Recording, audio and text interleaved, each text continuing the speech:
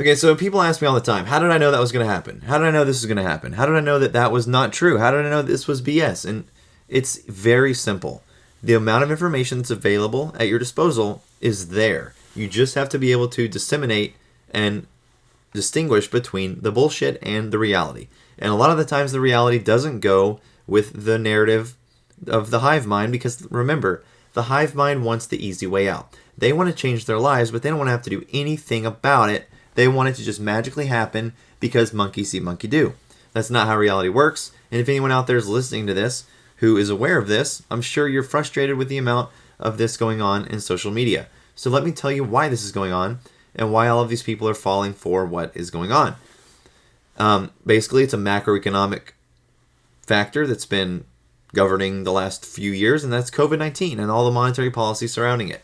It's a big distraction from a big cohort between the United States and China, building them a bond market for a re-rating credit opportunity to push out small players, give room for the big players in the bottom, and then make competition that much thinner.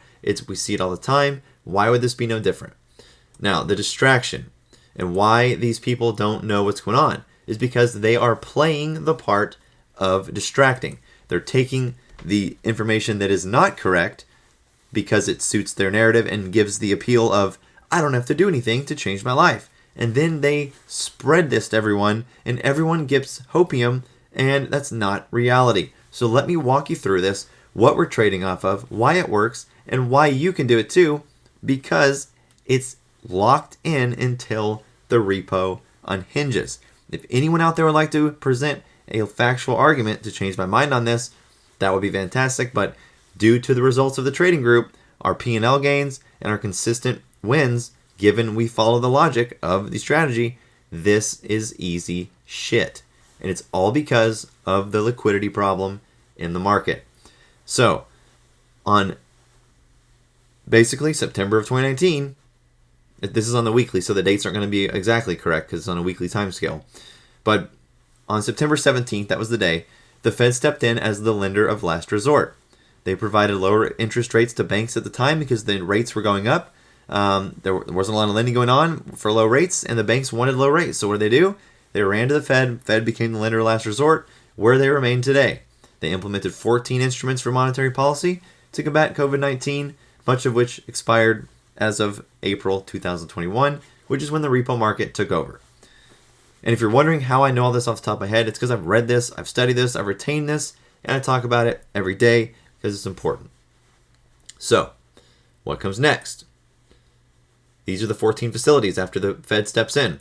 We have the commercial paper funding facility, we have the primary dealer credit facility, we have the money market mutual fund liquidity facility, we have the primary market corporate credit facility, we have the secondary market corporate credit facility, we have the term asset-backed securities loan facility, paycheck protection program liquidity facility. A lot of you may be familiar with that if you had to work during COVID.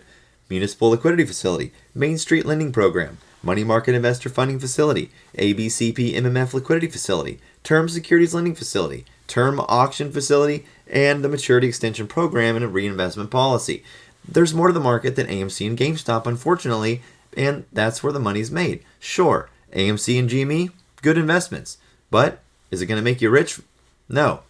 Why? Because that's not reality. What makes you rich is working to find opportunities that actually provide decent return, and you can expect when it will happen. Now, GameStop is another story. AMC, on the other hand, sure, you might get a pop, but again, you need to learn the mechanics if you really want to be an investor and you want this stuff to pay off. Because, I'm sorry, a bunch of people on the internet are not going to get together in a stock and become rich because reasons, especially when they're not even looking into the facts behind the situation. They're just taking regurgitated news, regurgitated information, and using that as a means for hive mind narrative and hopium. That's not investing.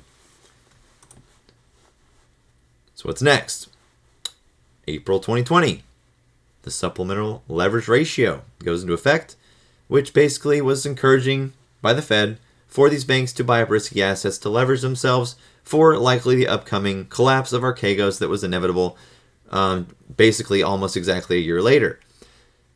Next, what happens? the 3 red lines policy that was much ignored by folks like Boss Blunts, Marco Metzler, and the rest of the Twitter crowd that want to push some kind of doom and gloom market crash when that's not at all what's about to happen. The 3 red lines policy went into effect in August of 2020, which was the forced deleveraging of developers to capture a re-rating opportunity and push out the small players, just like we see all the time. It was a credit re-rating opportunity. This is documented. You can go read it if you'd like. I've sent the document before, but again, feelings don't change facts. This is what happened. This is why the market is behaving how it is today. But let's move on. So we're in a period of leverage for the United States and a period of deleverage for China simultaneously. So that right there should raise some concerning eyebrows, but it didn't because no one wanted to look. So what happened in April of 2021?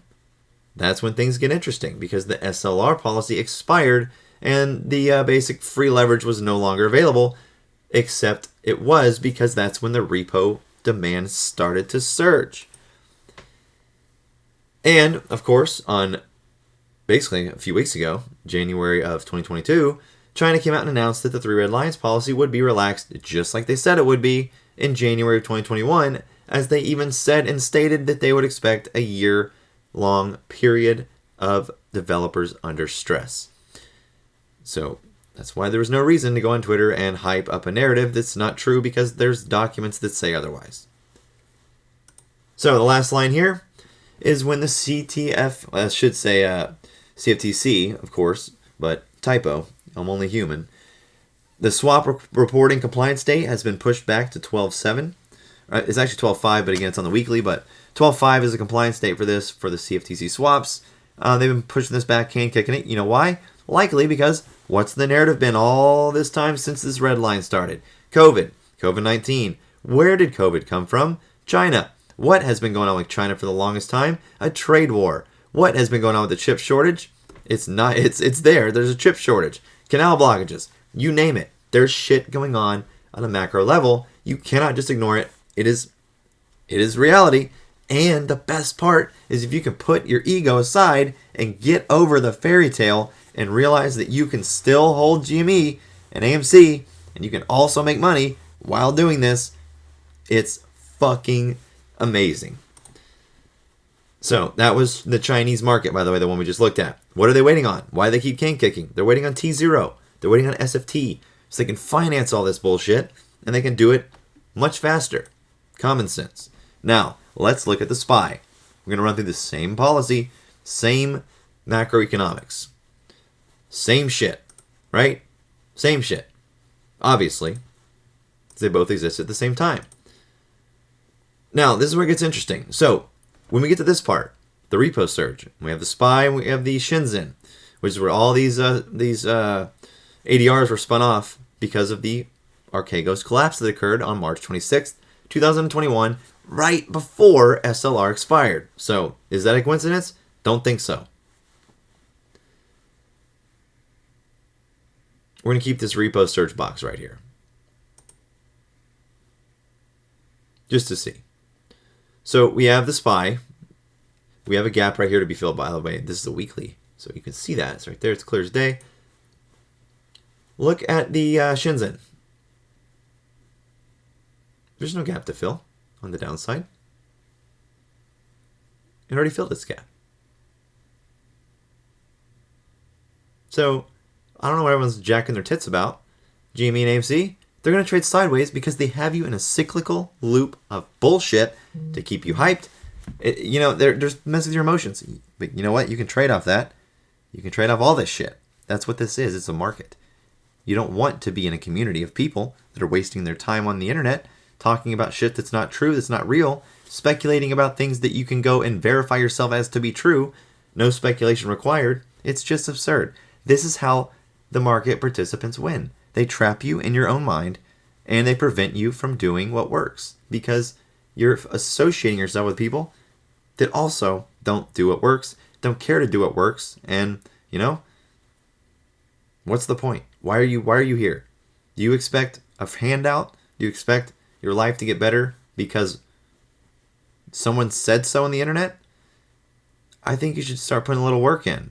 Or comes somewhere where the work's been put in for you. Like I said, I've been working all year, not only for myself, but for others. And despite what you think about me, people are making money every single day because of what I've built, the information I've helped with, and the time I've put in. And I'm not ashamed of that. And don't knock it till you try it, because you're leaving money on the table and you're leaving knowledge on the table. So no one else is providing this. So hate all you want. This is not going to change.